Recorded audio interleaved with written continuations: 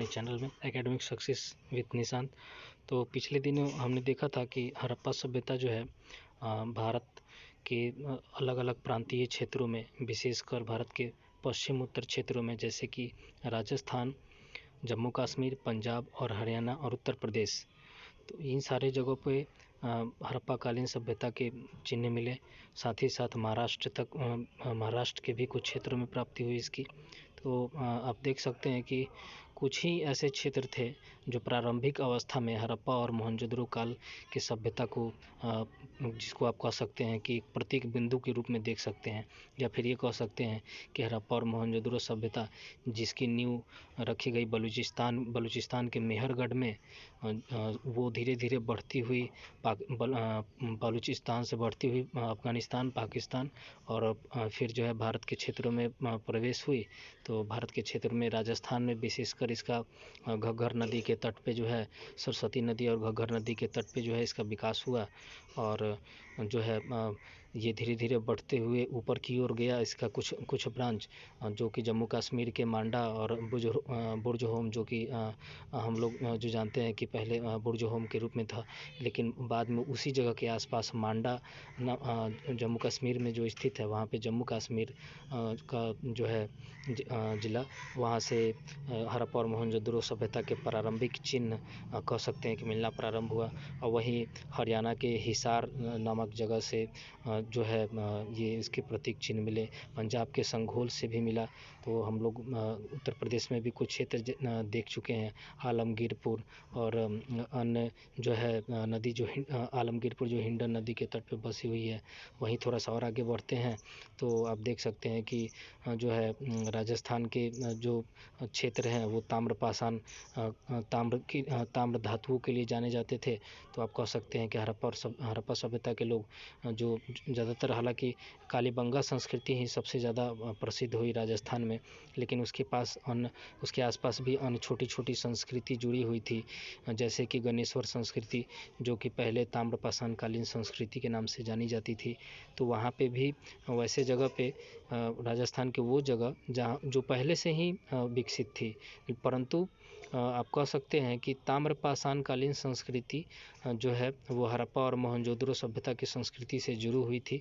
और हड़प्पा के जो लोग बाहर से आए और वहाँ के जो लोग बसे हुए थे गणेश्वर जैसे जगह पे, गणेश्वर संस्कृति, तो वो दोनों आपस में मिल गए, इसीलिए विकास और भी तेज़ी से हुआ। तो वही थोड़ा सा और नीचे की ओर देखते हैं तो आप वहाँ पे गुजरात के तटीय क्षेत्र में देख सकते हैं, जैसे रोजरी, कुंतसी और धोलावीरा। तो ये सारे जगह जो हैं बहुत ही ज़्यादा प्रसिद्ध हैं, आप इन्हें जानते भी होंगे। और थोड़ा सा और जो है महाराष्ट्र के क्षेत्र में जाते हैं तो मूल मेथा नदी के तट पे जो है बहुत सारे चिन्ह मिले हैं जो हड़प्पा और मोहनजोदड़ो से संबंधित है। तो मेरा ये कहने का अर्थ है कि हड़प्पा सभ्यता और संस्कृति के जो प्राचीन चिन्ह जहाँ से भी प्राप्त किए हुए हैं, तो भारत में आप ये गौर करेंगे कि दो ही महत्वपूर्ण चीज़ यहाँ से देखने को मिलता है। एक तो ये कि धातु संस्कृति थी, धातु पर आधारित थी।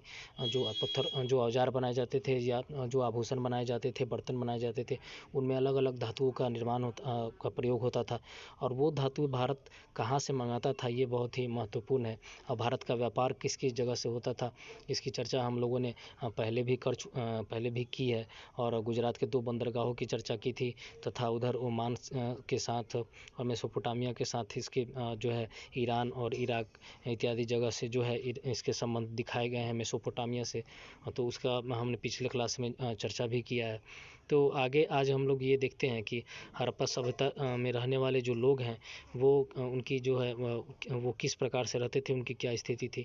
तो वो लोग कांसे की मूर्ति का इस्तेमाल करते थे, टेराकोटा पत्थर का इस्तेमाल करते थे, और वो लोग आभूषण भी पहनते थे। तो आभूषण जो पहनते थे वो किस किस चीज़ का बना होता था, तो वो आगे देखते हैं हम लोग कि जो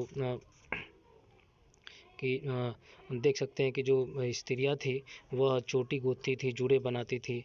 और आप देख सकते हैं कि जो हड़प्पा कालीन सभ्यता की जो एक नर्तकी की जो है मूर्ति मिली है, उसी के आधार पे ये इतिहासकार जो है अपना अध्ययन करके सारी चीज़ों को बताते हैं।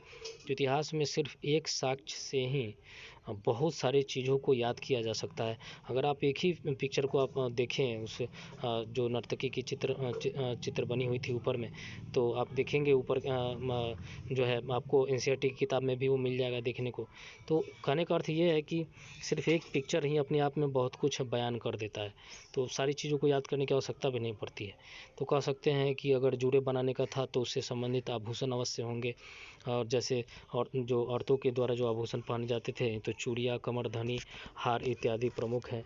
और फिर देखते हैं कि जो है कंघी वगैरह का इस्तेमाल होता था, केश सज्जा के लिए किया जाता था। पुरुष दाढ़ी के साथ दिखाई पड़ते हैं, जैसे पुरोहित की दाढ़ी का उदाहरण लिया जा सकता है। और तो ये सारी जो है जेन्युइन चीज़ें हैं इतिहास में। आप कह सकते हैं कि इतिहास में जो महत्वपूर्ण फैक्ट है, जो बहुत हम लोग को याद करना पड़ता है, परंतु कुछ ऐसी चीज़ें हैं बहुत ही सहज होती हैं। अगर आप गौर करेंगे, ऑब्जर्व करेंगे, तो आप ये पाएंगे कि असल में ये भी एक समाज ही था, और समाज के लोगों के का रहने का जो ढंग था वो कैसा था, वो किस प्रकार के कपड़े पहनते थे, तो ये और किस प्रकार से वो लोग प्रसाधन का कार्य करते थे, खुद को सजाते थे। तो उस ऐसी चीज़ों को याद करना मेरी समझ से ज़्यादा कठिन नहीं है।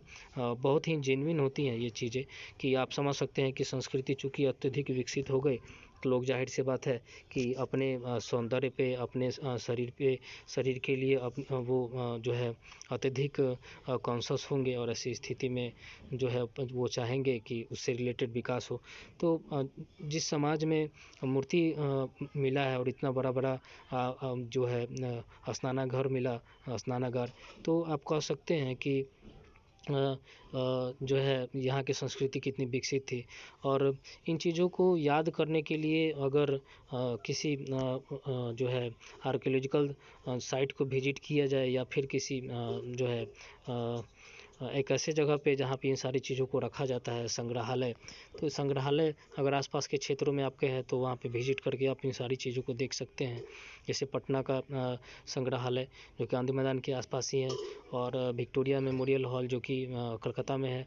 तो आप यहाँ पे जाएंगे तो आप देख पाएंगे, चीज़ों को देख के भी बहुत कुछ याद होता है।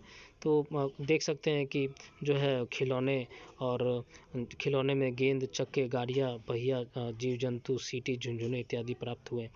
तो इतिहास में जो चीज़ें कुछ आप देखते होंगे कि प्राचीन भारत में कुछ किताबें हैं जो बहुत ही पतली है, और वो बहुत ही समग्र किताब, उसमें बहुत सारी चीज़ें दी गई हैं, परंतु यही एक किताब है जो इतना डिटेल में दिया गया है। तो कुछ चीज़ें ऐसी होती हैं इतिहास में जो बहुत महत्वपूर्ण होती है, सिर्फ एक फैक्ट को आप याद करके बाकी सारी चीज़ों को आप समझ सकते हैं, देख सकते हैं। जैसे आप बच्चे को देख के माता पिता के बारे में बता सकते हैं, माता पिता को देख के बच्चे के बारे में बता सकते हैं। तो सारी बातें तो नहीं बता सकते हैं, परंतु कुछ बातें आप ज़रूर बता सकते हैं। हाव भाव, तौर तरीका, रहने का ढंग, और चरित्र वगैरह, ये सब सारी चीज़ें बताई जा सकती हैं। तो कहने का अर्थ ये है कि एक आप नेता को ही आप ले लें एक एग्जांपल के तौर पे, कि आप किसी नेता को देखते हैं कि बहुत ही ईमानदार है, अत्यधिक ईमानदार है, तो आप समझ सकते हैं कि उसकी फैमिली कैसी होगी, वो जो सोसाइटी से आता है उसका सम्मान वहाँ पे कैसे होता होगा, उस सम्मान में आइडियलिज्म का कितना महत्व होगा, कितना आदर्श को कितना जो है महत्व दिया जाता होगा, जिसकी वजह से ऐसे ऐसे नेता आते थे। तो हम लोग के फ्रीडम फाइटर्स ऐसे थे, उसका उदाहरण आपको देखने को मिल जाएगा। अंग्रेजों ने जो है बहुत बार घूस देने का प्रयास भी किया था बहुत सारे भारतीय नेताओं को। तो एक अधिकारी जो है वो लिखा भी था राम मनोहर लोहिया के बारे में, कि इसके जैसा प्रचंड जो है मोराल आदमी मैंने आज तक जीवन में नहीं देखा। और तो कहने का अर्थ है कि जो है एक इतिहास में एक फैक्ट से जो है आप बहुत सारी चीज़ों को आप याद कर सकते हैं। सिर्फ ये आप जान लें कि जो है एक कीवर्ड होता है, हर जगह कीवर्ड है, तो आप ये कीवर्ड आप याद रखें कि खिलौने मिलते थे, और खिलौने जो है मिट्टी के बने होते थे, तो वो प्रमुख खिलौने कौन कौन से थे, तो आप एक बार याद रख लें, तो दोबारा मुझे नहीं लगता कि फिर पढ़ने की आपको आवश्यकता पड़ेगी, क्योंकि ये ग्रामीण संस्कृति थी, और ग्रामीण संस्कृति में आसपास जो है जिस चीज़ें से से बच्चे ज़्यादा प्रभावित हो सकते हैं, उसमें घोड़ा गाड़ी खिलौना और सीटियाँ इत्यादि जो आज भी है। तो आप देख सकते हैं कि मानव मन जो है बहुत ज़्यादा समय बदल जाने के बाद भी बदलता नहीं है, उसकी जो मूल आवश्यकताएँ हैं वो लगभग सेम ही रहती हैं। तो इसीलिए हम लोग संस्कृति का अध्ययन करते हैं कि वो कौन सी चीज़ें हैं जो है देख सकते हैं आप यहाँ पे कि हिंदुस्तान के कुछ भागों में पिट्ठू नामक खेला करते थे। तो वो पिट्ठू नामक खेल जो है वो कहाँ से आया, तो आप याद रख सकते हैं कि ये जो है हड़प्पा से आया था पिट्ठू। तो ये पिट्ठू एक प्रकार का खेल है। और फिर आगे देखते हैं कि हड़प्पावासी कुत्तों को पालते थे, ये भी महत्वपूर्ण है। और कि हड़प्पावासी जो है किस किस जंतु को जो है डोमेस्टिकेट किए थे, तो वो उसमें कुत्ता एक महत्वपूर्ण था। तो वहीं आप पढ़ेंगे कि ऋग्वैदिक काल में जो है वो गायों को पालने का जो है बहुत बड़ा कार्य किया था, जो है डोमेस्टिकेशन का कार्य किया था, जिसकी वजह से हमारी संस्कृति बहुत ज़्यादा विकसित हुई, समाज उससे बहुत ज़्यादा प्रभावित हुआ। तो ये आप देख सकते हैं कि हम लोग के लेफ्ट हैंड साइड में एक पिक्चर बना हुआ है एक टेराकोटा का, जो मिरिन मूर्ति गेम्स पासों का खेल। ये बहुत ही एक और महत्वपूर्ण फैक्ट है हम लोगों के लिए कि पासों का जो खेल है वो भारत का देन है। और वो कौन ले गया था, तो वो किसके द्वारा प्रचार हुआ था भारत में, तो अल ख्वारिज़म और अन्य जो इतिहासकार थे जो तुर्कों के साथ आए थे, तो उनके द्वारा जो है इस खेल को सीखा गया। और वो लोग अपने जो है मुसलमान कंट्रीज में ले गए, वो मुस्लिम कंट्री में, और वहाँ पे उन्होंने थोड़ा सा और उसमें विकास किया। और बाद के समय में 14वीं शताब्दी में जब धर्म युद्ध लड़ा जाने लगा, तो जो तुर्की का जो क्षेत्र है और फ़लस्तीन का क्षेत्र है, उसमें यूरोपियन लोगों का आगमन होना प्रारंभ हो गया। जेरूसलम की लड़ाई के लिए धर्म युद्ध बहुत बार हुए। तो वैसी स्थिति में संस्कृति का प्रचार प्रसार हुआ। ये खेल भी, जो पासे का खेल जिसका विकास जो भारत से मुसलमानों ने सीखा था, उस खेल को विदेशियों ने सीख लिया और उसको अत्यधिक विकसित करके आज उसे चेस नाम दे दिया गया। तो ये छोटी छोटी चीज़ें आप देख सकते हैं कि संस्कृति में प्रचार प्रसार कितना तेज़ी से होता है। एक कंप्यूटर के आप कह सकते हैं कि अपग्रेडेशन की तरह है, हर चीज़ अपने आप में समय के साथ अपग्रेड होती है। और देख सकते हैं कि जो है जब मुसलमान लोग आए तो कितना मारकाट मचाए, परंतु इतनी इतनी क्रिएटिव चीज़ यहाँ से सीख के ले गए। और वैदेशिक लोग जो यूरोपियन लोग आए तो उन्होंने भी मारकाट मचा के जो है मुसलमान कंट्री से ये चीज़ सीख के जो है वो ले गए। तो आप कह सकते हैं कि संस्कृति में जब भी बड़ा बदलाव आता है, तो ये आवश्यक नहीं है कि उसका सारा प्रभाव जो है नकारात्मक ही हो, कुछ प्रभाव सृजनात्मक होते हैं। और ये जो है इसका एक उदाहरण है। तो आगे हम लोग देखते हैं कि हड़प्पावासी कितने स्वस्थ थे। तो ये जानना बहुत महत्वपूर्ण है कि हड़प्पावासी की जो है यहाँ पर बताया गया है कि R37, ये पूछा गया है सवाल कि R37 का अर्थ का क्या है। तो R37 का अर्थ है कि ये एक किस्म का कब्रगाह था जिसे R37 का नाम दिया गया। और जो है J.M. केनेवर ने इसका अध्ययन किया और बाद में इसको कैनेडी, जॉन लुकार, नैन्सी लावेल और ब्रायन हैमफिल ने भी इसका अध्ययन किया, हड्डियों का अध्ययन किया। और उसके उपरांत उन्होंने माना कि जो है उनकी स्वास्थ्य बहुत अच्छी होती थी। तो ये तो बहुत ही साधारण सी समझ है कि उस समय पॉल्यूशन था नहीं, प्रकृति चारों तरफ से भरी पूरी हुई थी। और जो है यह हड़प्पावासी जो है नदी के तट पे बसे हुए थे, तो इसीलिए जो है प्रकृति का दोहन भी लोग अत्यधिक नहीं थे। जनसंख्या विस्फोट का कोई इनको जो है समस्या था नहीं। तो इस वजह से आप कह सकते हैं कि चूँकि जो है हड़प्पा वासियों के बारे में कहा जाता है कि जो है वो मेडिटेरेनियन तरफ, इनके बारे में बहुत सारे सिद्धांत बताए गए हैं कि ये लोग मेडिटेरियन सी से आए थे। कुछ लोगों का कहना है कि ये मंगोलॉयड थे, कुछ लोग कहना था कि ये अल्पाइन है, ऑस्ट्रेलॉयड है। तो बहुत सारे मत हैं, लेकिन ये एक चीज़ कहा जाता है कि चूँकि जो संस्कृति व्यापार और कृषि पर आधारित हो, तो उसको करने के लिए बहुत ज़्यादा श्रम की आवश्यकता होती है। तो ऐसी स्थिति में अच्छी स्वास्थ्य का होना आवश्यक है। और चूँकि ये संस्कृति 2600 से लेकर 1600 वर्ष तक चली, तो आप समझ सकते हैं कि प्रॉपर कहीं वैद्य के व्यवसाय का जिक्र हमको देखने को मिलता भी नहीं है। आप समझ सकते हैं कि जो संस्कृति इतनी लंबी समय तक चली, वो ज़रूर कहीं ना कहीं स्वस्थ रही होगी।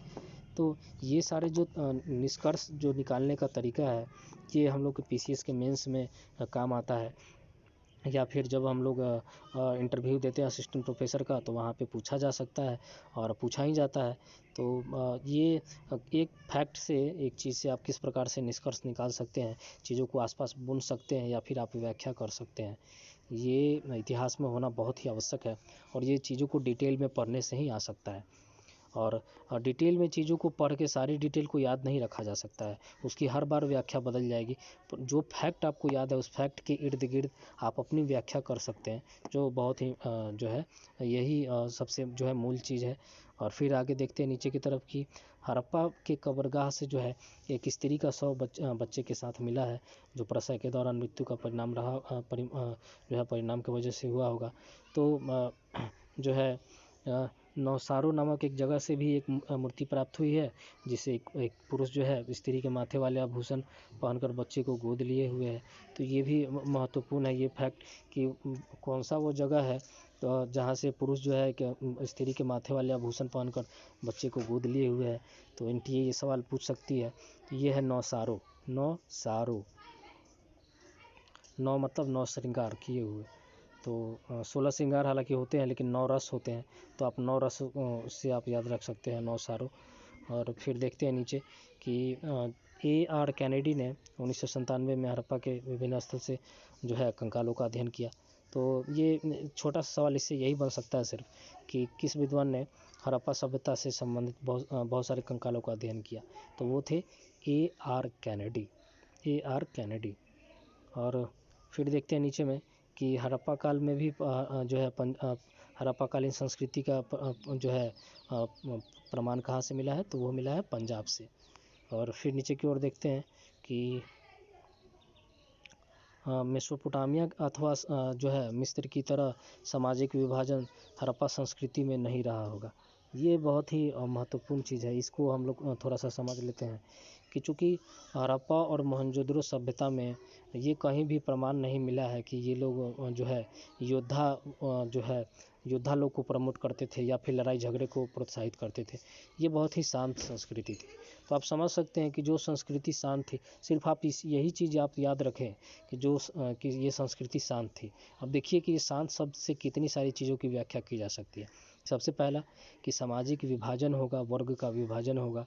अगर कर्म पर आधारित होगा, वो जन्म पर आधारित नहीं होगा, क्योंकि जन्म पर आधारित होगा तो सब लोगों को नाम दिया जाएगा कि ये आदमी छोटा है, ये आदमी बड़ा है, ये आदमी नीच है। परंतु ये कहा जा सकता है कि जो संस्कृति शांत होगी उसको बहुत ज़्यादा फर्क भी नहीं पड़ा होगा कि कौन व्यक्ति किस कुल का जो है जन्म है, उसका रक्त वर्ग क्या है। परंतु इस बात का फर्क जरूर पड़ता होगा कि शांति तभी रह सकती है जब समाज में अत्यधिक उत्पादकता हो किसी चीज़ की, जो भौतिक संसाधन है उसका भरपूर प्रयोग किया जा रहा हो, और उसको जो चलाने वाले जो कारीगर हैं, मजदूर हैं, कृषक हैं और जो प्रशासक वर्ग है, दोनों के सभी के बीच में बहुत अच्छा संबंध है। और वो तभी हो सकता है जब संसाधन इतनी ज़्यादा मात्रा में हो कि किसी को किसी से संघर्ष करने की आवश्यकता ही ना हो। तो यही संस्कृति, ऐसी ही संस्कृति जो है इतने लंबे समय तक फल फूल सकती है, 2600 ईसा पूर्व से लेके 1600 ईसा पूर्व।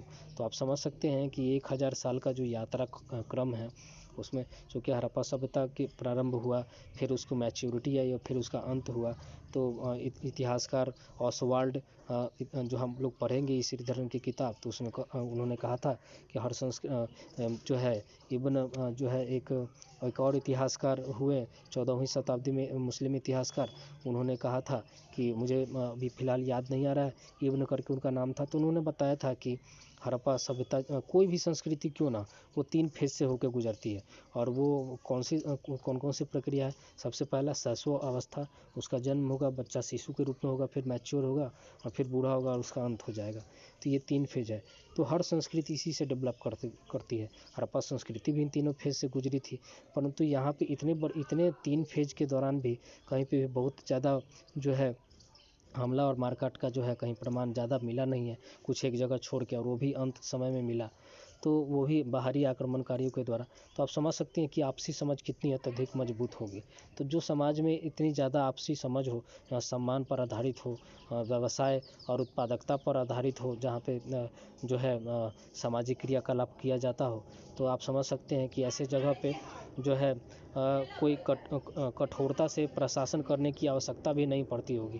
क्योंकि जिस प्रकार से आप देख सकते हैं मध्यकाल में जो है मुहातसिब जैसे जो है कर्मचारी को रखा गया औरंगजेब के द्वारा। तो मुहातसिब वो लोग थे जो ये देखते थे कि कौन लोग शरिया का नियम का पालन कर रहे हैं, कौन नहीं। तो आप समझ सकते हैं कि शुरुआती समाज कितना भिन्न था। उनको कोई जो है किसी तरह का दबाव नहीं था कि हमको ये नैतिक सिद्धांत है, इसी को मानना है और इसी को सिर्फ मानना है, यही सिर्फ शुरुआत है, यही नियम जो है शुरुआत है, यही अंत है, यही मान के चलना है, हमको कुछ सोचना नहीं है और कुछ समझना नहीं है, कोई सवाल नहीं पूछना है।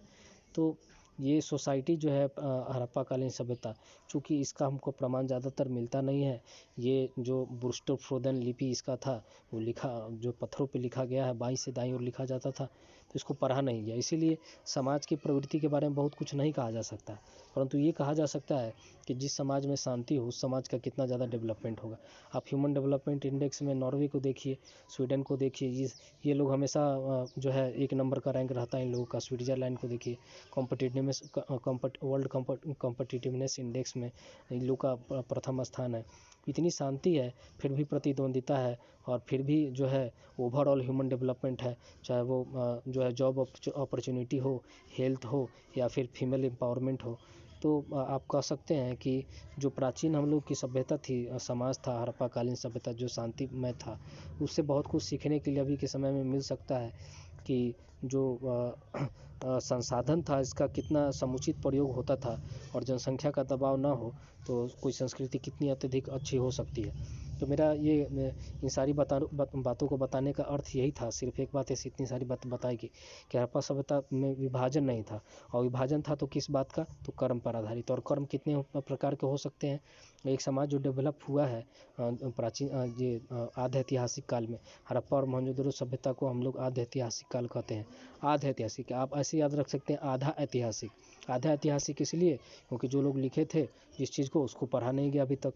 तो ऐसी लिपि में वो लोग लिखे थे, लेकिन पढ़ना लिखना जानते थे, विकसित थी। तो जो समाज विकसित होगी उसमें तो जाहिर सी बात है कि कृषि होगा, पशुपालन होगा और व्यापार होगा, इसके बगैर तो कुछ होगा नहीं।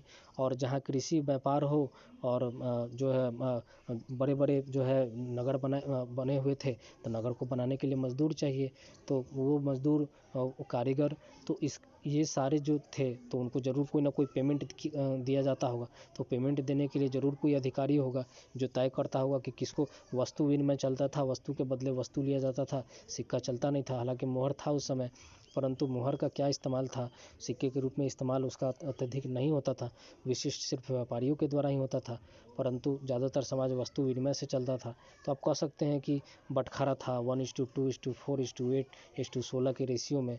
तो आप कह सकते हैं कि ये कोई नियम ज़रूर कोई व्यक्ति होगा, ज़रूर कोई संस्था होगी जो नियम बनाता होगा कि समाज के सारे व्यक्ति वस्तु विनिमय को मानेंगे तो इतना इतना मानेंगे, बटखारा नापतल होगा तो इसका ये नियम होगा। तो आप समझ सकते हैं कि ये इतनी साधारण ये व्यवस्था थी हड़प्पाकालीन सभ्यता और समाज की, कि उसको ज़्यादातर इतिहासकार 4 वर्ग में रखते हैं। एक प्रशासक वर्ग जो नियम कानून बनाता था, और उसका देख रेख करता था, जिसमें पुरोहित लोग आते। पुरोहित लोग को आप रख सकते हैं कि धर्म दर्शन का देखते थे, पुरोहित का प्रतीक मिला है तो अब लोगों को वो कहते हैं कि ये नियम आप मानो, वो नियम मानो। तो जाहिर सी बात है कि वो प्रशासक में आ गए, परंतु कैसे प्रशासक, आध्यात्मिक प्रशासक। तो दूसरे चेतना के प्रशासक, और दूसरे प्रशासक हो गए जो नियम कानून बनाते होंगे, किसको कैसे रहना होगा, किसको कैसा दंड मिलता होगा। समाज था तो जाहिर सी बात है कुछ गलत गतिविधि भी होती होगी, तो इसके वजह से दंड देने वाला कोई व्यक्ति भी चाहिए, तो वो किसका वर्ग में आएगा, तो वो प्रशासक वर्ग में आएगा। और दूसरा वर्ग रक्षा करने वाला वर्ग, जिसे जो है आप जो है बाद के काल में जैसे वैदिक काल है, ऋग्वैदिक काल है, तो उसे आप क्षत्रिय नाम देते थे, तो यहाँ पे योद्धा वर्ग नाम दिया गया। और तीसरा वर्ग था कृषक वर्ग, और चौथा मजदूर वर्ग। तो आप जो है, और छोटा छोटा व्यापारी वर्ग। तो कृषक वर्ग और व्यापारी वर्ग दोनों को तृतीय श्रेणी में रखा गया, और चौथा वर्ग मजदूरों की कैटेगरी थी, दासों की श्रेणी आप कह सकते हैं कि दास और मजदूर रहते होंगे। तो ये 4 वर्ग था। तो हड़प्पा सभ्यता की संस्कृति, न सिर्फ हड़प्पा सभ्यता की बल्कि पूरे भारतीय सभ्यता और संस्कृति की सबसे बड़ी देन यही रही है कि दास जरूर मौजूद रहे। और यहाँ तक कि जो है अलेक्जेंडर के साथ आने वाले जो मेगास्थनीज विद्वान थे उन्होंने भी कहा, और कि रोम में जिस प्रकार से ट्रीटमेंट दिया जाता था वो अपने मालिकों के द्वारा अपने दासों को, वो भारतीय सभ्यता में कहीं देखने के लिए नहीं मिला। ये मौर्य का पीरियड का बात हो रहा है, परंतु ये भी यहाँ पे भी कहा गया है कि दासों के साथ उस तरह से भयावह ट्रीटमेंट नहीं किया जाता था, उतनी अमानवीय ढंग से यात्रा नहीं दी जाती थी जिस प्रकार से मेसोपोटामिया में या फिर जो है वो मिस्र में जो दिया जाता था। इसीलिए हड़प्पा और मोहनजोदड़ो सभ्यता संस्कृति इतनी विशिष्ट थी। आप देखते होंगे कि बार बार पीसीएस के एग्ज़ाम में या फिर यूपीएससी में इससे संबंधित सवाल पूछे जाते हैं। तो आगे बढ़ते हैं और हम लोग देखते हैं शासक और कुलीन वर्ग। तो इसके बारे में हम लोगों ने अभी देखा है कि ज़्यादातर विद्वान यही मानते हैं कि ये सारी बातें जो मैंने आपको बताई है तो यही सारी चीज़ें यहाँ पे दी हुई है। तो एक चीज़ ये इम्पॉर्टेंट है कि जानना कि जो है हड़प्पा और मोहनजोदड़ो सभ्यता में दुर्ग व्यवस्था थी, किला होता था। तो और जो धोलावीरा जैसे जगह से मिला है, तो आप समझ सकते हैं कि ऐसे जगह से जो चीज़ें प्राप्त हुई है तो उसको चलाने के लिए ज़रूर कोई वर्ग की आवश्यकता पड़ती होगी। तो उसको क्या नाम दिया गया? तो उसको नाम दिया गया धोलावीरा। जैसे धोलावीरा जैसे जगह से मिला, कालीबंगा इत्यादि जगहों से मिला। लेकिन दुर्ग का सबसे ज़्यादा अत्यधिक जो है सबसे ज़्यादा सशक्त यानी अच्छे से मजबूत सुदृढ़ किला कहाँ से मिला? तो वो धोलावीरा और लुथल से मिला था। खैर, तो आगे हम लोग देखते हैं कि तुलना की जाती है हड़प्पा से कि यहाँ पर युद्ध और संघर्ष कम हुआ था। और फिर आगे देख सकते हैं कि जो है स्टुअर्ट पिगोट ने और मोर्टाइमर व्हीलर ने यह स्वीकार किया, क्या स्वीकार किया कि वहाँ पे राजनीतिक संरचना थी। राजनीतिक संरचना कहने का कि वहाँ पे भी पॉलिटिक्स होता था लेकिन वो कम था। और यहाँ पे देख सकते हैं कि एक राज्य स्टेट की परिभाषा दी गई है, किसके द्वारा दी गई है? तो एल्मन आर सर्विस के द्वारा सेवा दी गई।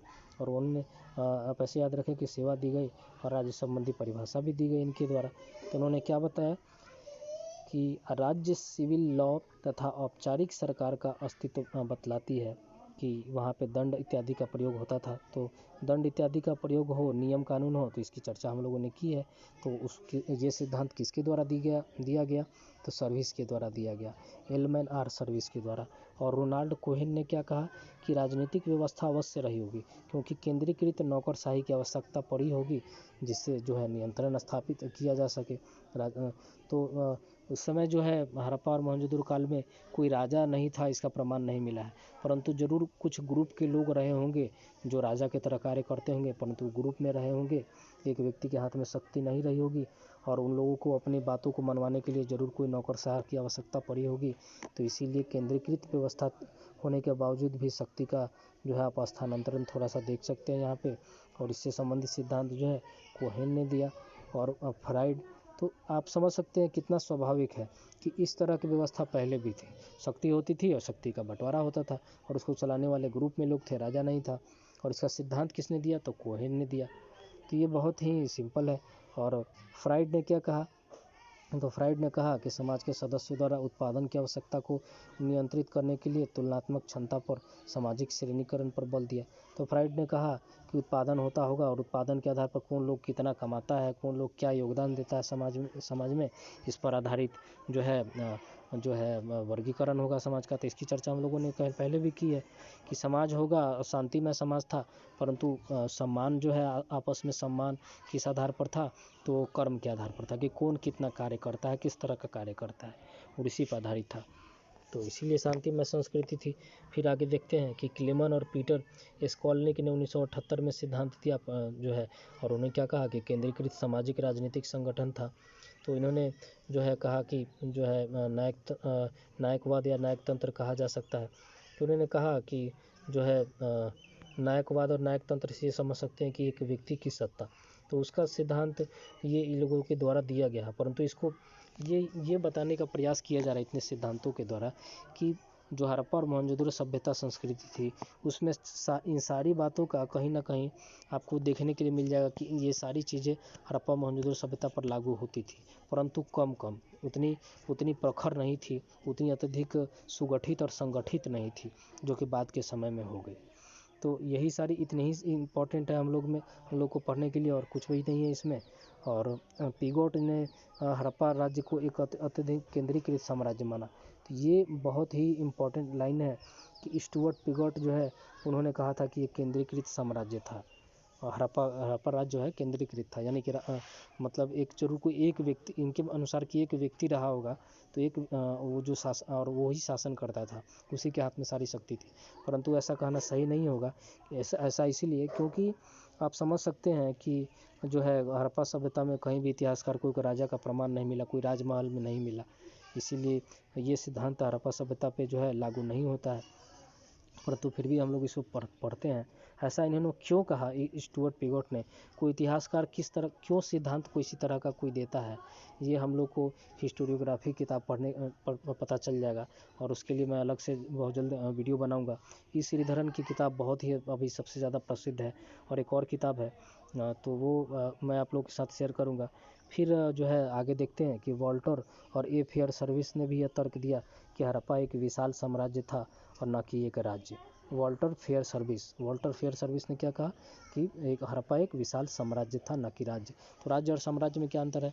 तो साम्राज्य ये बताता है कि जैसे रोम में एक साम्राज्य था, तो साम्राज्य ये बताता है जैसे मगध साम्राज्य कि जो शासन है वो पटना में स्थित है, मगध साम्राज्य का, या राजगिरी में है, परंतु उसका प्रभाव कहाँ कहाँ पे है? तो न सिर्फ बिहार में, बल्कि बिहार के बाहर उत्तर प्रदेश और मध्य प्रदेश में भी वहाँ के राजाओं को जीत के हरा दिए, और हराने के बाद फिर उनको जो है बोले कि नजराना दो, इतना पैसा दो, और मेरे अंडर शांति से तुम राज्य करो।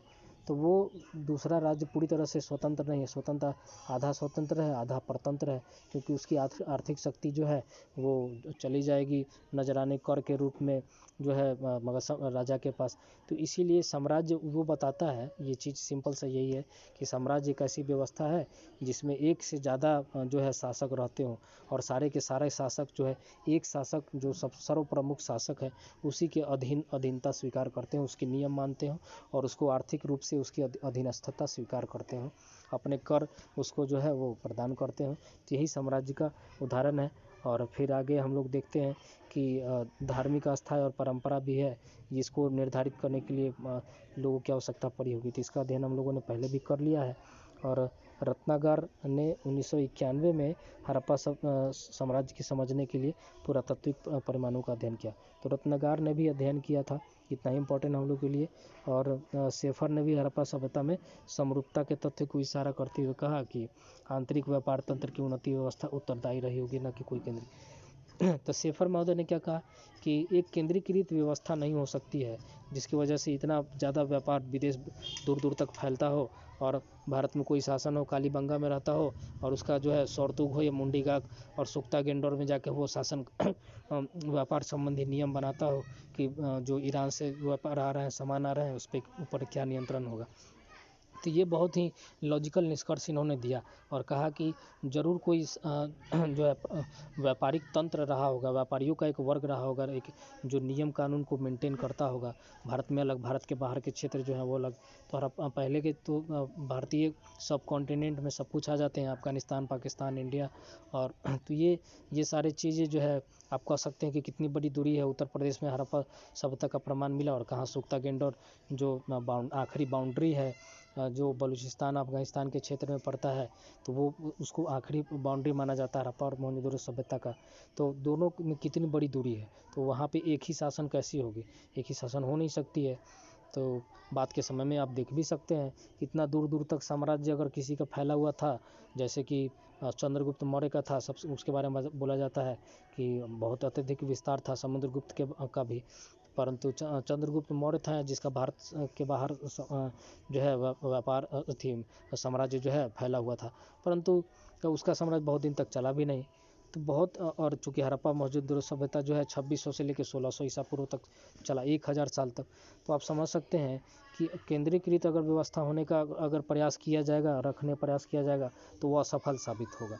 और परंतु यहाँ पे ऐसा नहीं अवश्य ऐसा व्यवस्था रहा होगा जो विकेंद्रीकृत रहा होगा, एक से ज़्यादा व्यक्तियों के हाथ में शक्ति रही होगी, तो वो लोग अपना व्यापार को, नियम कानून को मेंटेन करते होंगे, इसीलिए कोई ना कोई संघर्ष मिलता है और इतना लंबा समय तक जो है व्यापार, ये जो है हड़प्पा और मोहनजोदड़ो संस्कृति जो है फलती फूलती है।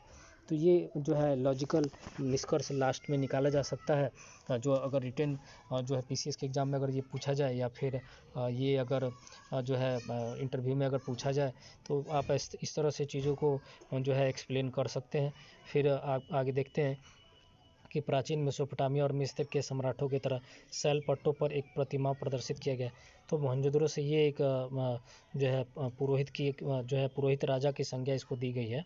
तो ये मूर्ति आप देख सकते हैं, दाढ़ी बना हुआ है, माथे पे ये उसने कुछ पहना हुआ है और कोई वस्त्र है जो कि अंगोछे की तरह जो है लपेटा गया है, और जो है माथे पे एक टीका जैसा कुछ है। तो ये बताता है इसके कि ये जरूर विशिष्ट रहा होगा, परंतु चूंकि राजभवन के चिन्ह कहीं नहीं मिले, इसलिए माना गया कि ये कोई राजा नहीं था, जरूर वहाँ कोई पुरोहित रहा होगा। तो ये मोहनजोदड़ो से प्राप्त हुआ है, इसको ये बहुत ही इम्पोर्टेंट है। और इस तरह से दोस्तों आज का जो है क्लास यहीं समाप्त होता है।